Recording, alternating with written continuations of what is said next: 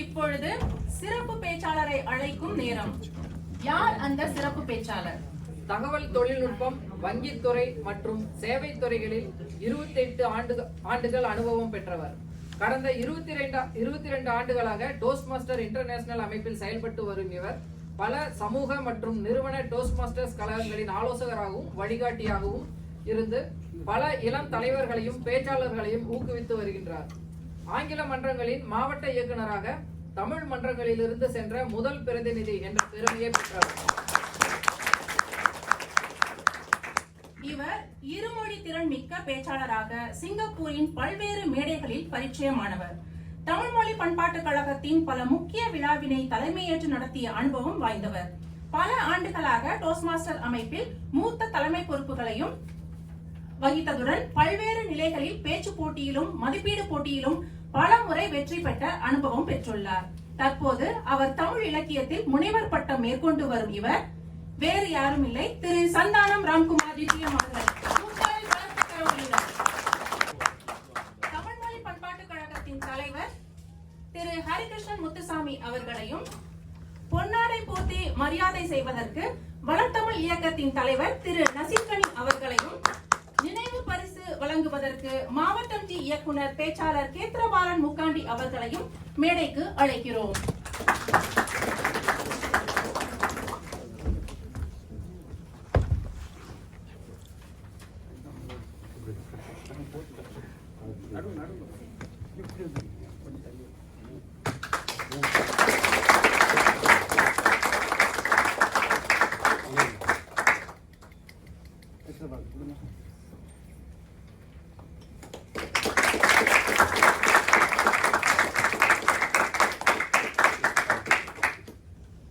தமிழ் மொழி பண்பாட்டு கழகத்தின் தலைவர், எனது ஆசான் டிஸ்டிங்விஷ்ட் டோஸ்ட் மாஸ்டர் திரு மு. ஹரிகிருஷ்ணன் அவர்கள், வளர்த்தமிழ் இயக்கத்தின் தலைவர், ஜஸ்டிஸ் ஆஃப் பீஸ் என்று பெருமைக்குரிய நிலையை அடைந்த அன்பு வழிகாட்டி நசீர்கனி அவர்கள்,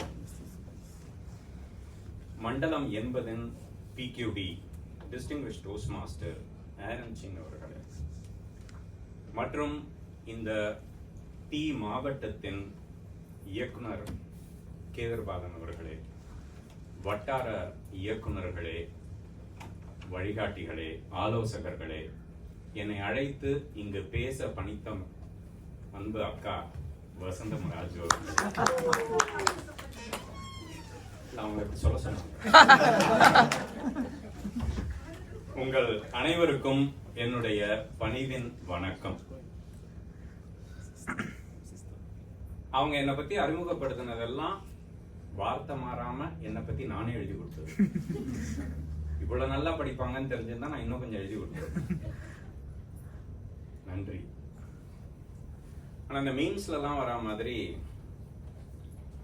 இந்த பிரகாஷ்ராஜ் யாரு சாமி இவன் அப்படின்னு கேக்குற மாதிரி சில பேருக்கு யாரு அப்படின்னு யோசனையா இருந்தால், கிட்டத்தட்ட 2003ஆம் ஆண்டு சொல்வேந்தர் சுகி சிவம் அவர்கள் ஏறக்குறைய அக்டோபர் மாதம் நினைக்கிறேன், திரு ஹரி ஐயாவிடம் என்னை அழைத்து கொண்டு போய் இந்த பையனை ஏதாவது பண்ணுங்க அப்படின்னு கொண்டு வந்து விட்டார். அப்படித்தான் முதலில் மிஸ்டர் ஹரியுடைய அறிமுகம் எனக்கு கிடைத்தது. அதற்கு பிறகு 2004ஆம் ஆண்டு சற்றப்ப ஒரு 1-2 மன்றம் தான் இப்போ இருந்தது, பேச்சாளர் மன்றம், தமிழ் மன்றம். அந்த நிலையிலிருந்து தமிழுக்கென்று ஒரு மாவட்டத்தையே உருவாக்கி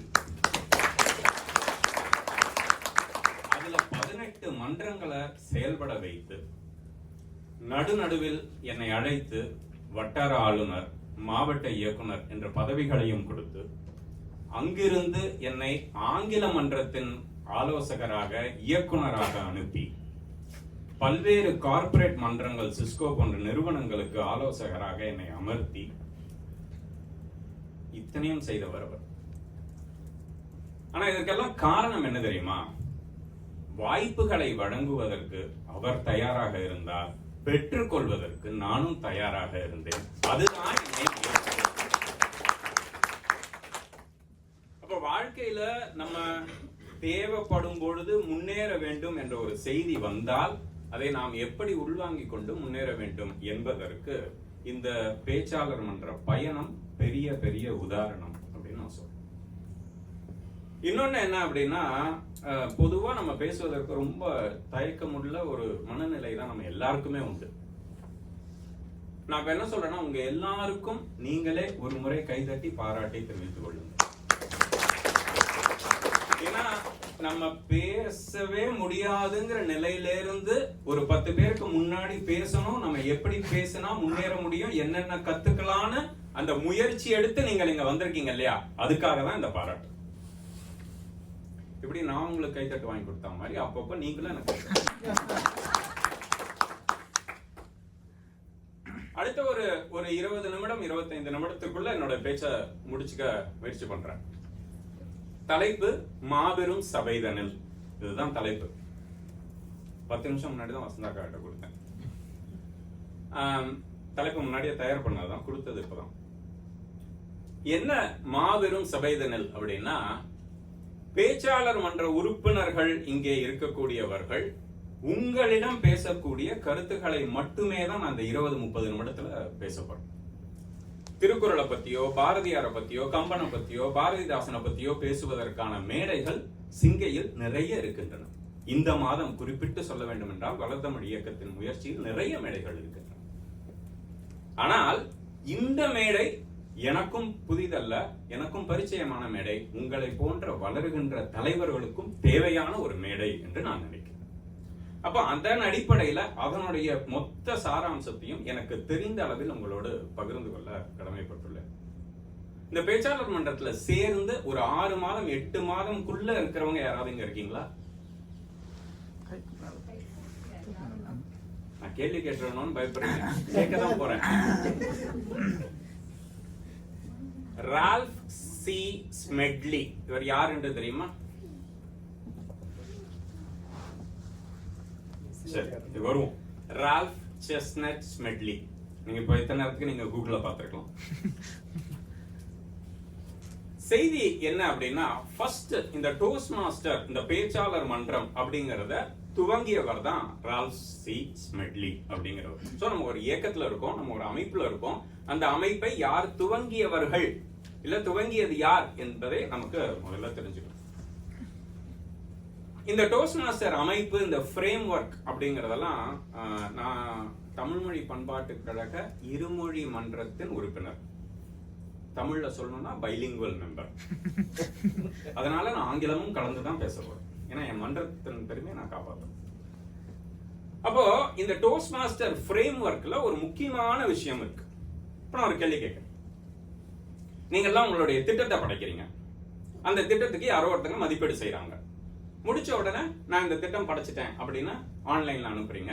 மதிப்பீடு இவர் செஞ்சாருன்னா ஆன்லைன்ல அனுப்புறீங்க. அவங்க உடனே உங்களுக்கு பட்டத்தை கொடுத்துறாங்க. இதான் நடக்குது. அப்ப 22 வருஷம் எதுவும் மாறல. எதன் அடிப்படையில கொடுக்குறாங்க? நீங்க அனுப்புறீங்க, அவங்க கொடுக்குறாங்க. அவங்க வந்து ஏதாவது கேள்வி கேட்கறாங்களா? யார் செஞ்சா, எப்போ செஞ்சா, இதுக்கான ஆவணம் என்ன, இதுக்கான வீடியோ என்ன, ஏதாவது கேட்கறாங்களா? யாராவது ஏதாவது வந்து கேட்கறாங்களா? யூஎஸ்ல இருந்து கேட்டதே கிடையாது, கேட்கறதும் கிடையாது. இப்ப என்ன அர்த்தம்னா, இந்த டோஸ்ட் மாஸ்டர் அமைப்பு என்பது நேர்மை, இன்டெகிரிட்டி என்ற ஒற்றை வார்த்தையில் கட்டமைக்கப்பட்டது. அப்ப இந்த டோஸ்ட் மாஸ்டர் அமைப்புல இருக்கக்கூடிய அத்தனை பேரும் நேர்மையாக, ஆங்கிலத்தில் இன்டெகிரிட்டி என்று சொல்வார்கள், அந்த தன்மையோடு இருக்க வேண்டும் என்பதை எதிர்பார்த்து அமைக்கப்பட்ட ஒரு அமைப்பு அப்படிங்கறத நம்ம முதல்ல உள்வாங்கணும். அப்ப உங்களுடைய பயணம் எல்லாமே அதை ஒட்டிதான் இருக்க போகிறது என்பதையும் நீங்கள் புரிந்து கொள்ள வேண்டும். சரி, இப்ப இந்த டோஸ்ட் மாஸ்டர் இன்டெகிரிட்டி அப்படிங்கிற ஃப்ரேம் ஒர்க் உள்ள வரும்போது முதல்ல ஒரு பேச்சாளரை எடுத்து, ஒரு பேச்சாளருக்கு அப்படின்ற ஒரு இன்டெகிரிட்டி என்னவா இருக்க முடியும்? ஒரு பேச்சாளர் அப்படின்னா அவருக்கான இன்டெகிரிட்டி என்னவா இருக்கும் அப்படின்னு யோசிச்சு பார்த்தா, முதல்ல நம்ம என்ன திட்டம் படைக்க போறோம்ன்ற தெளிவு வேணும். அந்த திட்டத்தின் நோக்கம் என்னங்கிறத நம்ம புரிஞ்சுக்கணும். அந்த திட்டம் எதுக்காக நம்ம செய்யறோம் அப்படிங்கறத நம்ம புரிஞ்சுக்கணும். அதுக்கப்புறம் அந்த திட்டத்தின் முன்னேற்ற பாதை என்ன அப்படிங்கறத தெரிஞ்சுக்கணும். என்ஹான்ஸ்மெண்ட்ஸ் அப்படின்னு சொல்லுவோம். இப்போ சமீபத்துல பாத்வே என்ஹான்ஸ்மெண்ட்ஸ் அப்படின்னா கடந்த ஆண்டு அறிமுகப்படுத்தியிருக்காங்க, 2025ஆம் ஆண்டு. அந்த பாத்வே என்ஹான்ஸ்மெண்ட்ஸ்ல ஒரு சில தலைமை பதவிகளையும் அந்த பொறுப்புகளையும் நீங்கள் ஏற்றுக்கொண்டால்தான் அந்த பாத்வே என்ஹான்ஸ்மெண்ட்ஸில் நீங்கள் தேர்ச்சி பெற முடியும் என்று ஒரு திட்டத்தை கொண்டு வந்திருக்கிறார்கள். அப்ப நீங்க ஒரு பேச்சாளனாக மட்டுமல்லாமல் நீங்கள் தலைமைத்துவ பண்பையும் சேர்த்து வளர்த்து கொண்டே போக வேண்டும் என்ற அந்த இருமுனை கோட்பாடுகளையும் சேர்த்து கொண்டு வந்ததுதான் அந்த ஃப்ரேம்வொர்க். நான் ஏன் இது எல்லாத்தையும் கொஞ்சம் விளக்கி சொல்றேன் அப்படின்னா, முன்னாடியே சொன்ன மாதிரி இது இந்த மேடையில் மட்டுமே உங்களுக்காக பேச வேண்டிய ஒரு பேச்சு என்று நான் என்னுடைய கடமை உணர்ச்சியில் நினைக்கிறேன்.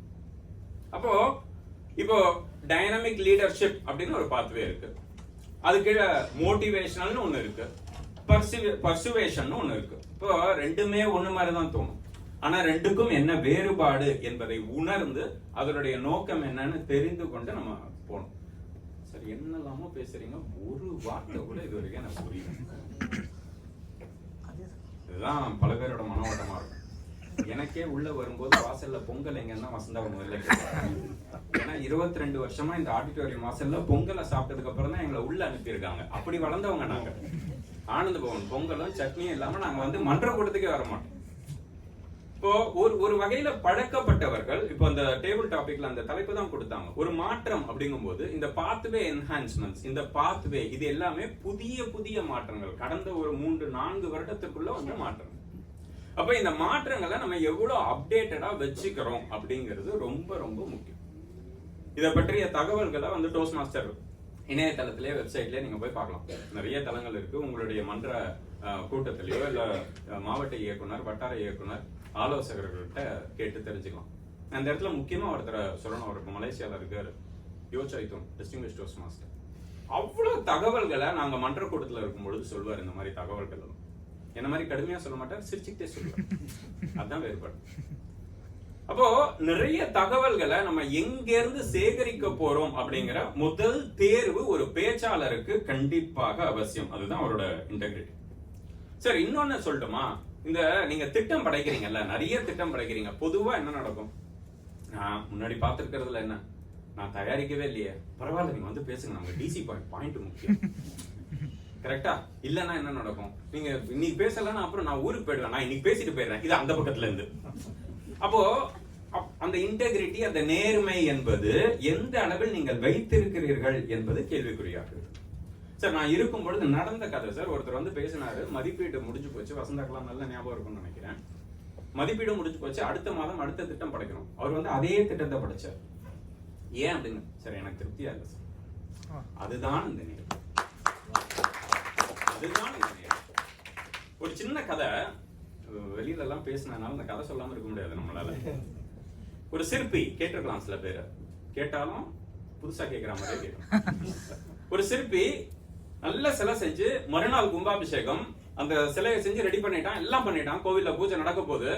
அன்னைக்கு முந்தின நாள் மாலை வந்து சொல்றான், இந்த சிலை சரியில்லை. எல்லாரும் ஊரே வியக்குது அந்த சிலையை பார்த்து. என்னப்பா இவ்வளவு நல்ல சிலை பண்ணிருக்க, இதை போய் வேணாங்கிற, இது வைக்க முடியாதுங்கிற. இல்ல சார், இந்த சிலை சரியில்லை சார், வேணாம் சார். என்ன சொல்ற, ஏன்? இல்ல சார், அந்த மூக்கு கிட்ட ஒரு சின்ன ஒரு பின்னம் ஆயிடுச்சு சார், யாருக்குமே தெரியல, அங்க இருக்க. எனக்கு தெரியுது சார், நான் மாத்தணும் சார். அதுதான் அந்த குணம் தான், அந்த நேர்மை தான் ஒரு பேச்சாளனுக்கு வேண்டும் என்று நான் கேட்டுக்கொள்கிறேன். இரண்டாவது இன்டெகிரிட்டி அப்படின்னு வரும்பொழுது மதிப்பீட்டாளர் இன்டெகிரிட்டி. மதிப்பீட்டாளர் very close to my heart. நான் ஒரு 10 போட்டியில 20 போட்டியில வின் பண்ணியிருந்தேன் அப்படின்னா 19 போட்டி மதிப்பீட்டுக்கு தான் வின் பண்ணியிருக்கேன். அதனாலதான் நான் பேச்சாளனா கூப்பிட்டுருக்காங்க அப்படின்னு யோசிக்கிறேன். ரொம்ப க்ளோஸ் டு மை ஹார்ட். ஏங்கிறத சொல்றேன். ஒரு மதிப்பீடு எப்படி வழங்கணும் அப்படின்னு யோசிச்சு பார்த்தா, சார், ஃபர்ஸ்ட் திங், நீங்க எந்த பேச்சாளருடைய மதிப்பீடை வழங்குறீங்களோ அந்த பேச்சாளர் எந்த நோக்கத்திற்காக பேசுகிறார் என்பதை தெரிந்து கொள்ளாமல் தயவு செய்து மதிப்பீடு வழங்காது. ஒண்ணு. ரெண்டாவது, அந்த பேச்சாளர் எந்த நோக்கத்திற்காக, எந்த மேனுவல்ல இருந்து, எந்த பாத்வேல இருந்து எடுத்து பேசுறாருங்கிறத தயவு செய்து முன்கூட்டியே அவரிடம் கேட்டு தெரிந்து கொண்டு பேசுங்க. இன்னொரு ஆச்சரியமான விஷயம் சொல்லட்டுமா? மதிப்பீட்டாளர் என்பவர் தனது திறமையை காண்பிப்பதற்காக மேடைக்கு வருபவர் அல்ல. அடுத்தவரின் திறமையை கண்டுபிடிப்பதற்காக வருபவர் தான் ஒரு நல்ல மதிப்பீட்டாளர். அப்போ ஒரு மதிப்பீடு எப்படி இருக்கணும் அப்படின்னா, நான் ஏன் திறமையை காமிக்கிறதுக்காக மதிப்பீடு செய்யணும்ன்ற அவசியம் இல்ல. மற்றவர்களுடைய திறமையை கண்டுபிடித்து அவர்களை எப்படி நான் புதிய பேச்சாளராக அல்லது மேம்பட்ட பேச்சாளராக உருவாக்க முடியும் என்று யோசித்து வரக்கூடியவர் தான் ஒரு நல்ல மதிப்பீட்டாளராக இருக்க முடியும். நான் முன்னாடியே சொன்ன மாதிரி இப்போ இந்த கம்யூனிகேஷன் சீரீஸ் அப்படின்னு ஒண்ணு இருக்கு. இப்ப நீங்க அந்த கம்யூனிகேஷன் சீரீஸ் பண்றவங்க அதுக்கான சில கேள்வி பட்டியல், திரும்ப தமிழ்ல சொல்லணும்னா கொஸ்டினர்ஸ், அதெல்லாம் இருக்கும். அந்த கொஸ்டினர்ல கிட்டத்தட்ட 42-43 கேள்விகள் ஏதோ இருக்கு. நீங்க அதை எல்லாத்தையும் சரியா ஃபில் பண்ணிட்டு, நான் இந்த மாதிரி பேசக்கூடியவன், நான் இந்த மாதிரி கம்யூனிகேட் பண்ணக்கூடியவன் என்று என்னை பற்றி ஒரு பிம்பத்தை வைத்துக் கொண்டு நான் பேச போறேன். அப்போ இதுதான் அவருடைய பேச்சு, இப்படிதான் அவர் பேச போறாரு, இதுல இருந்து அவர் எப்படி மேம்பட போறாருங்கிற தகவல் அத்தனையும் ஒரு மதிப்பீட்டாளருக்கு தெரிஞ்சாதான் உங்களை ஒரு மதிப்பீடு செய்ய முடியும். கரெக்டா? இப்ப உங்க திட்டத்தின் நோக்கமே தெரியாது, நீங்க எப்படிப்பட்ட பேச்சாளர்னே தெரியாது, நீங்க என்ன திட்டம் படைக்க போறீங்கன்னே தெரியாது, அவசரமா வாங்க நீங்க தான் நீங்க மதிப்பீட்டாளர் அப்படின்னு உட்கார வச்சு பண்ணா எப்படி அந்த மதிப்பீடு சரியாக இருக்கும்னு யோசிக்கும். அப்ப இந்த பேச்சாளரும் மதிப்பீட்டாளரும் ரெண்டு பேரும் எந்த மைய புள்ளியில இணையறாங்க அப்படிங்கறத பார்ப்போம். முன்னாடியே நல்ல வேலை சொல்லிட்டேன், இது வெறும் டோஸ்ட் மாஸ்டர் பத்தி இருக்க போகுதுன்னு. அதனால உங்களுக்கு வேற வழி இல்ல, சைன் அப் பண்ணிட்டீங்க, இப்பதான் மெம்பர்ஷிப்பும் கட்டிருப்பீங்கல்ல, போன மாசம் தானே கட்டிருப்பீங்க, வாய்ப்பே இல்ல ராஜா, 6 மாசம் தயவு செஞ்சு இதெல்லாம் தெரிஞ்சுக்கணும். ஏன்னா அடிப்படை தகவல்கள் இது அத்தனையும். இப்ப இவங்க ரெண்டு பேரும் எந்த மைய புள்ளியில சந்திக்கிறாங்க அப்படின்னா, அதை நான் சொல்லல, ரால்ஃப் சி ஸ்மெட்லியே சொல்ற. 4 இடத்துல மைய புள்ளி, அதாவது 4 இடத்துல அவங்க சந்திக்கிறாங்க. முதல் சந்திப்பு எங்க நடக்குது அப்படின்னா, நான் என்ன நல்லா பேசினேன். சரி, இன்னைக்கு இந்த கான்டெஸ்ட் நடந்தது இல்ல, இந்த கான்டெஸ்ட்ல நடந்த எல்லாருக்கும் என்ன முதல்ல தோணும், நான் என்ன நல்லா பேசினேன், எனக்கு எப்போ பரிசு கிடைக்கும், எனக்கு என்ன பரிசு கிடைக்கும். இதுதான் முதல் புள்ளி. 1. 2வது, நான் எங்க சரியா பேசலாம் இல்லையா, ஏன் எனக்கு பரிசு கிடைக்கல, இப்ப வேற யாருக்கோ கிடைச்சிருக்க, இப்ப நான் ஏன் சரியா பேசல, நான் எந்த இடத்துல கோட்டை விட்டேன். இது 2வது. 3வது, என்னுடைய நோக்கத்தை நான் நிறைவேற்றினா 5 நிமிஷத்துக்குள்ள பேசணும், 7 நிமிஷத்துக்கு சிவப்பு விளக்கு, அப்புறம் 1 நிமிஷத்துக்குள்ள பேசணும், இந்த தலைப்புக்குள்ள பேசணும், தலைப்பை விட்டு வெளியில போக கூடாது, மேடை பயன்பாடு இவ்வளவுதான் இருக்கணும். இது எல்லாத்தையும் சரி பண்ணி நான் பேசினேன்னா என்னுடைய திட்டத்தை, நான் இன்னைக்கு நோக்கத்தை நிறைவேற்றினா. 4வது, எப்படி என்னை இன்னும் தகுதிப்படுத்தி கொள்ளலாம். சார், இந்த கண்டினியூஸ் லேர்னிங் இருக்கிற வரைக்கும் தான் டோஸ்ட் மாஸ்டரை நம்மளால இருக்க முடியும். அதனாலதான் சொல்லுவாங்க, once a toast master is always a toast master. அப்போ இந்த 4 விஷயத்தையும் தான் ஒரு மதிப்பீட்டாளரோ ஒரு பேச்சாளரோ சேர்ந்து இணைந்து பயணித்து சொல்ல முடியும். அப்போ இந்த 4 விஷயத்தையும் ஒரு மதிப்பீட்டாளரா நீங்க உள்வாங்கி சொல்லணும் அப்படிங்கிறது தான் ஒரு தேவை. இதுக்கப்புறம் லீடர்ஷிப் ரொம்ப முக்கியமானது. நாங்க அப்படின்னு ஆரம்பிச்சாலே நம்ம பூமரோன்னு பயப்படுவீங்க. நான் சொல்லிதான் அறிமுகம் வேற 22 வருஷம் சொல்லிட்டீங்கல்ல, நான் 12 எழுதி கொடுத்தேன், 22 அப்பெல்லாம் எப்படி இருந்தது, நான் இல்ல 22 தான் எழுதி கொடுத்தேன். அப்பெல்லாம் எப்படின்னா, கம்பீட்டன்ட் லீடர்னு ஒண்ணு இருக்கும், கம்பீட்டன்ட் டோஸ்ட் மாஸ்டர்னு ஒண்ணு இருக்கும். டோஸ்ட் மாஸ்டர்னா பேச்சு பயணம் ஒண்ணு போகும், லீடர்ஷிப் பயணம்னு ஒண்ணு போகும். இப்போ அந்த பாத்வேல எல்லாத்தையும் ஒன்னா கலந்து கொடுத்துட்டு இருக்கோம், 5 பாத்வே கொடுத்துருக்கோம். இது எல்லாமே கலந்து இருக்கு. இப்போ அடுத்த கட்டம், ஒரு டோஸ்ட் மாஸ்டர்ல நீங்க வெறும் பேச்சுக்காக மட்டும் சேர்றீங்களா அப்படிங்கிற ஒரு அடிப்படை கேள்வி இருக்கு. அது இல்ல. ஏன்னா பேச்சாளர் மன்றங்கள் என்பது ஒரு தலைமைத்துவத்தை உருவாக்குவதற்காக அமைக்கப்பட்ட ஒரு அமைப்பும் கூட. அதனாலதான் இன்னைக்கு நிறைய தலைவர்களை உங்களால பார்க்க முடியும். வந்துகிட்டே இருப்பாங்க தலைவர்கள், வந்துகிட்டே இருப்பாங்க.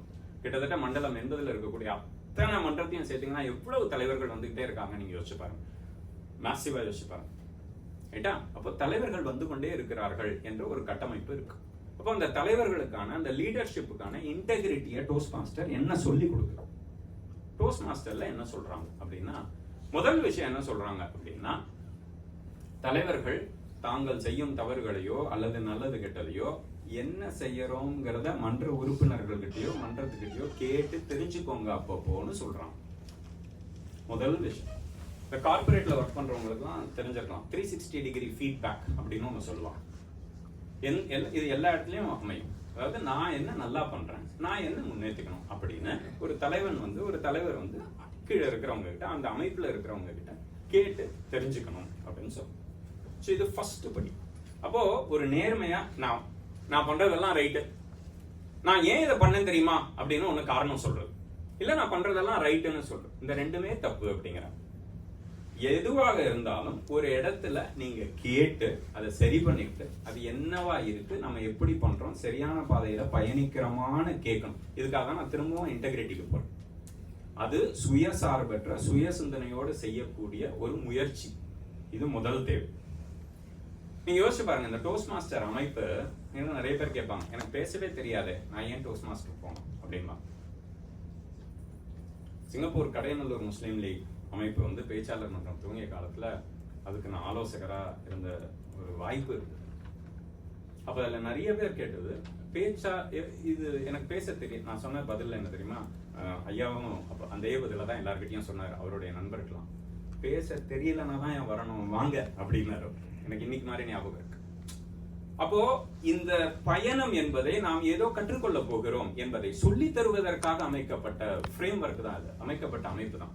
நீங்க அந்த அமைப்புக்குள்ளேயே உட்கார்ந்துக்கிட்டு நான் என்ன திருத்திக்க மாட்டேன்னு சொன்ன நியாயமா இருக்குமா? யோசிச்சு பார்க்க. அப்போ உங்களை திருத்திக் கொள்வதற்கு, உங்களை மாற்றிக் கொள்வதற்கு உங்களுக்கு ஏதோ ஒரு வகையில ஃபீட்பேக் தேவை. அதுதான் அந்த 360 டிகிரி ஃபீட்பேக். நீங்க உங்களை பத்தி கேட்டு தெரிஞ்சுக்க வேண்டிய அவசியம் இருக்கிறது என்பதை உணர்த்துகிறது. சரி, ரெண்டாவது என்ன அப்படின்னா, என்னோட ஆபீஸ்ல என்னோட மேனேஜர் சொன்னதுதான் டோஸ்ட் மாஸ்டர்லயும் அப்ளிகபிள். அவர் ஒரு டிஸ்கஷன்ல என்கிட்ட சொன்னார், ராம்குமார் நீ வளரணும்னா நான் ஒன்னே ஒண்ணுதான் சொல்லுவேன், உனக்கு தெரிஞ்சதெல்லாம் எல்லாருக்கும் சொல்லி கொடுத்துரு. எனக்கு புரியவே இல்லை ரொம்ப நாளா. எப்படி சார்? நீ வளரணும்னா உனக்கு தெரிஞ்சது எல்லாத்தையும் உனக்கு கீழே இருக்கிறவங்ககிட்ட சொல்லி கொடுக்கணும். பொதுவா நம்ம மனப்பான்மை எப்படி சார்? யோசிச்சு பாருங்க.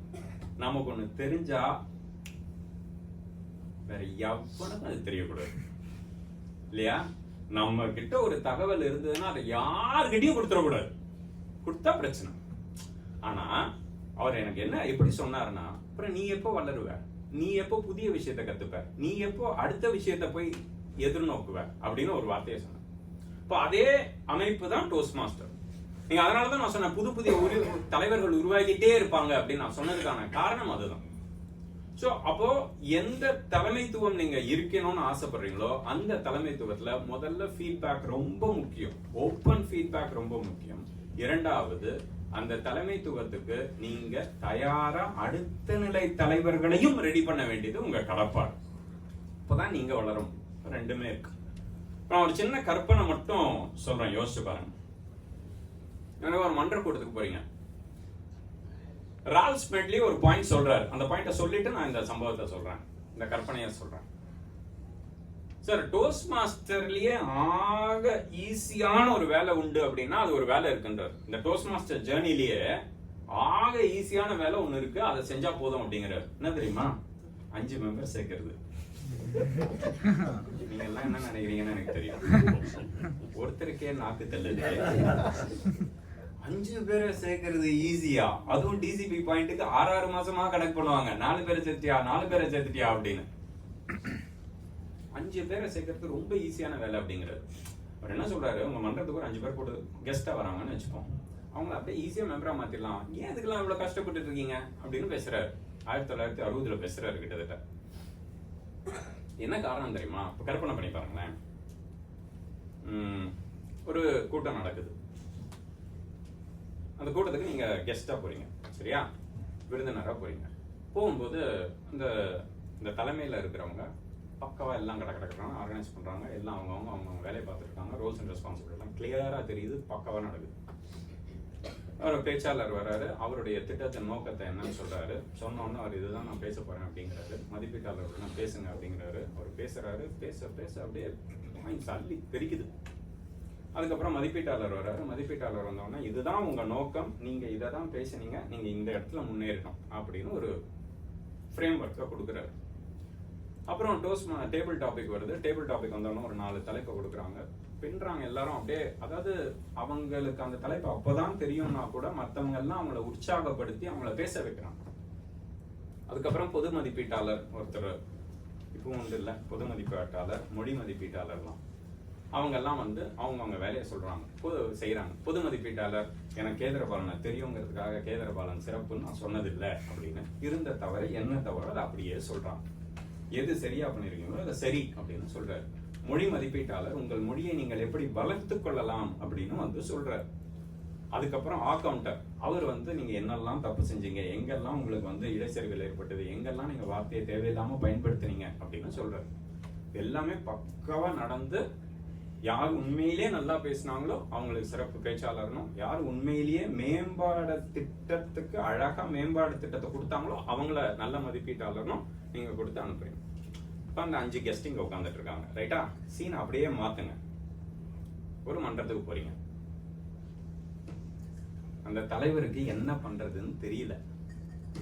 நீ வந்துட்டியா பொங்கலுக்கு யாரு, சட்னிக்கு யாரு, ஐயோ தக்காளி சட்னி காலியா அப்படின்னு ஒரு பதட்டத்துல இருக்காரு. பேச்சாளர் வர்றாரு, அவர் வந்தவொடனே நான் தயாரிக்கவே இல்லை, இன்னைக்கு நான் ஸ்கிப் பண்ணிட்டுமா அப்படின்னு கேட்கிறாரு. இல்லைன்னா வேற ஒரு பேச்சாளர் வர்றாரு, நான் இன்னைக்கு அவைலபிளா இருக்கேன், நாளைக்கு நான் ஊருக்கு போறேன், நான் இன்னைக்கே பேசிட்டு போயிட்டுமா அப்படின்னு கேட்கிறாரு. அவர் என்ன பேச போறாருங்கிறது அவர் பேசுற வரைக்கும் அவருக்கே தெரியாதுன்னு ஒரு நிலைமை. கிட்டத்தட்ட நான் அப்படி இருக்கேன், அப்படிதான் யோசிக்கிறீங்களோ? சரி, அவருக்கு மதிப்பீடு பண்ணணுமே, அது யாரு? எப்பா பாப்பா நீதான்ப்பா நீங்க மதிப்பீட்டாளர் அப்படின்னு ஒருத்தர் கூப்பிட்டு உட்கார வைக்கிறோம். அவருக்கு அந்த மேனுவலியே அவர் பார்த்தது இல்லை. இவர் அந்த மேனுவலை வாட்ஸ்அப்ல அனுப்புறாரு. அவர் கடகடன்னு அந்த வாட்ஸ்அப்ல படிச்சுட்டா நான் ரெடி அப்படிங்கிறார். இது நடக்குது. இதுக்கப்புறம் பொது மதிப்பீட்டாளர்னு வந்து சம்பந்தமே இல்லாம ஒரு 4 செய்தியை சொல்லிட்டு போறாரு. மொழி மதிப்பீட்டாளர் இன்னைக்கு அவங்க பேசினது எல்லாத்தையும் விட்டுட்டு வேற ஒரு மொழி மதிப்பீட்டாளர் செஞ்சுட்டு போறாரு. அக்கவுண்டரும் அதே மாதிரி பண்ணிட்டு போறாரு. நடுவுல தலைவர் அப்பப்போ யாருக்கோ போன் பண்ணி நான் இதை செஞ்சுட்டுமா, இது ஓகேவா, நான் இதை பண்ணிட்டுமா அப்படின்னு கேட்டே இருக்காரு. இந்த 2 மன்றத்துல அந்த வந்த 5 பேர் எதுல போய் சேருவாங்க?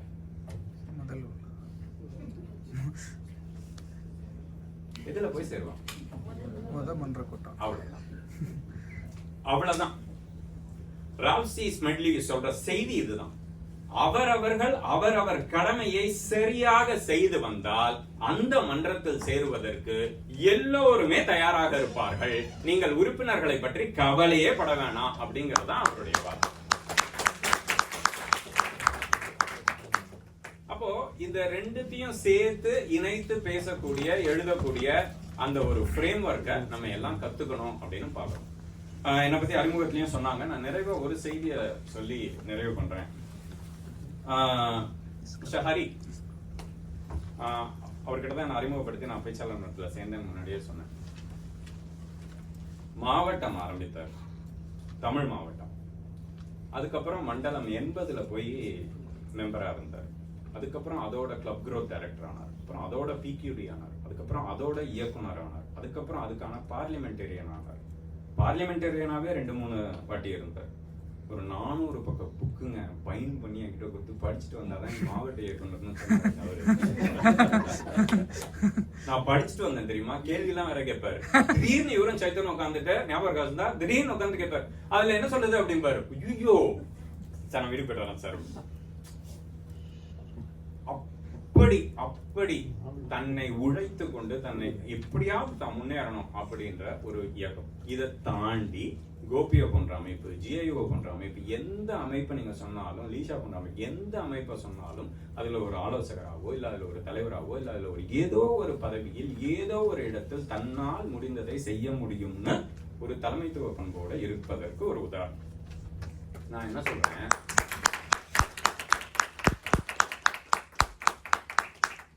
நான் அவர் புகழறது மட்டும் என்னோட நோக்கம் இல்லை, என்னோட செய்தி இதுதான். அவர் ஆரம்பித்த பேச்சாளர் மன்றங்கள்ல உட்கார்ந்துக்கிட்டு நம்ம வளராம இருக்க முடியுமா? அவர் ஆரம்பித்த பேச்சாளர் மன்றத்துல உட்கார்ந்துக்கிட்டு எனக்கு இது போதும்னு உட்கார்ந்துட முடியுமா? அவர் ஆரம்பித்த பேச்சாளர் மன்றத்துல உட்கார்ந்துக்கிட்டு எனக்கு வளர்வதற்கு வாய்ப்பு இல்லைன்னு குறைப்பட்டு உட்கார்ந்துட்டு இருக்க முடியுமா? யோசிச்சு பாருங்க. அப்போ நமக்கான கதவுகள், நமக்கான சபைகள் எப்போதுமே காத்து கொண்டு இருக்கின்றன. நம்ம ஒரு இடத்துல உட்கார்ந்து ஸ்டக் அப்படின்னு சொல்லுவாங்க, அங்க உட்கார்ந்துட்டோம் அப்படின்னா நமக்கு வெளி உலகம் தெரிவதற்கான வாய்ப்புகளே இல்லை. நீங்க எப்போ மத்த மன்றத்துக்கு, எப்போ மத்த ஏரியாவுக்கு, மத்த ஆங்கிலமோ மத்த மன்றத்துக்கு போய் அங்க என்ன நடக்குதுன்னு தெரிஞ்சுக்கிறீங்களோ அப்போதான் அங்க இருக்கிற நல்லதை தமிழ் மன்றத்துக்கும், தமிழ் மன்றத்துல இருக்கிற நல்லதை அங்கேயும் கொண்டு போய் சேர்க்கக்கூடிய ஒரு பாலமாக உங்களால் இருக்க முடியும். அதுக்கு எப்போ நீங்கள் உங்களை தயார்படுத்திக்கிறீர்களோ, என் உள்பட நான் சொல்றேன், அப்போதான் நம்மால் வளர முடியும் என்பது நிதர்சனம். ஒரு சின்ன வட்டத்துக்குள்ள ஒரு நான் என்னுடைய மன்றத்துக்குள்ள இருக்கேன், நான் அந்த மன்றத்துக்குள்ள நான் என்ன வளர்த்துக்கிறேன் அப்படின்னு இருந்தா நம்மளும் படிச்சு எப்ப ஹரிசார். ஆக உங்களை நீங்கள் வளர்த்து கொள்ள வேண்டும் என்றால் முதல்ல அடிப்படையான விஷயம் இன்டெகிரிட்டி, நேர்மை ரொம்ப ரொம்ப முக்கியம். 2, ஒரு பேச்சாளனாக உங்க கடமை என்ன அப்படிங்கறத இணையத்திலேயோ எங்கேயோ பார்த்து தெரிஞ்சுக்கோங்க. ஒரு மதிப்பீட்டாளர் என்பவர் தன்னுடைய திறமையை வெளிக்காட்டுவதற்காக மன்றத்தில் இல்லை, அடுத்தவர்களின் திறமையை வளர்ப்பதற்காக மட்டுமே தான் அந்த மதிப்பீட்டாளர் இருக்கிறார். 4வது, ஒரு தலைமையை நீங்கள் உருவாக்க வேண்டும் என்றால், நீங்கள் வளர வேண்டும் என்றால், உங்களுக்கு தெரிந்ததை மற்றவர்களுக்கு சொல்லிக் கொடுங்க. மற்றவர்களுக்கு சொல்லிக் கொடுத்தால்தான் நீங்களும் வளர்வீர்கள். சொல்லிக் கொடுத்து கற்பிப்போம்னு ஒருத்தர் பேசினார் முன்னாடி. அதுதான் இன்றைய தலைமைத்துவத்தின் தேவை என்று சொல்லி, இந்த வாழ்க்கையோட ஒரு அழகான அதிசயம் என்னன்னா, எந்த வயசுல வேணா நம்ம எதை வேணா கத்துக்கலாம்.